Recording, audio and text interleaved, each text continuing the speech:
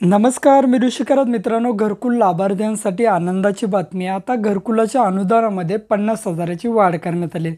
मित्रांनो, तुम्ही केंद्र सरकार असेल किंवा राज्य सरकार असेल, कोणीही मार्फत जरी आता घरकुल घेतलं तर तुम्हाला अतिरिक्त 50,000 रुपये दिले जाणार.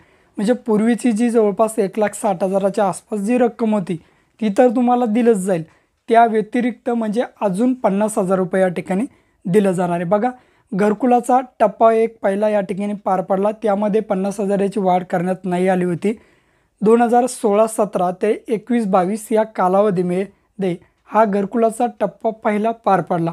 आता घरकुलाचा टप्पा 2 अंतर्गत म्हणजेच टप्पा दुसऱ्या अंतर्गत 2025-26 ते 28-29 म्हणजेच 2025 ते 2029 पर्यंत या कालावधीमध्ये जे घरकुल दिलं जातील ते घरकुल टप्पा 2 अंतर्गत हे दिलं जाणार आहे. मग त्यामध्ये तुम्ही केंद्र पुरस्कृत योजनेचे लाभार्थी असाल किंवा राज्य पुरस्कृत योजनेचे लाभार्थी असाल, मग त्यामध्ये मग मोदी आवास योजना असेल, पंतप्रधान आवास योजना असेल, शबरी आवास योजना असेल, रमाई आवास योजना असेल, यशवंतराव चव्हाण आवास योजना असेल, तुम्ही कोणत्याही प्रकारच्या योजनेचे जरी लाभार्थी असाल, आता जर तुम्ही घरकुल घेतला तर तुम्हाला अतिरिक्त 50,000 रुपये या ठिकाणी दिलं जाणार आहे. कधी तर टप्पा 2 अंतर्गत म्हणजे यानंतर तुम्ही जे घरकुल घ्याल त्यासाठी तुम्हाला आता 50,000 रुपये अतिरिक्त म्हणजे जास्तीचं अनुदान या ठिकाणी दिलं जाणार असं महाराष्ट्राचे मुख्यमंत्री असेल मंत्रिमंडळामध्ये निर्णय घेण्यात आला आणि त्याचा GR म्हणजे शासन निर्णयसुद्धा आलेला आहे.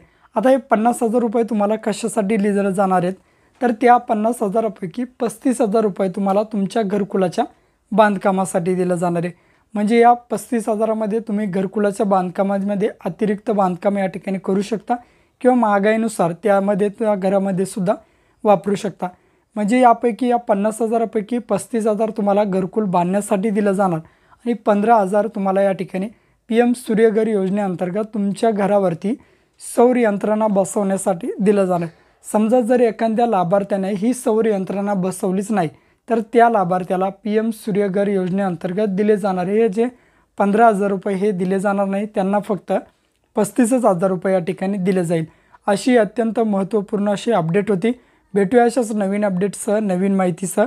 जय हिंद, जय महाराष्ट्र.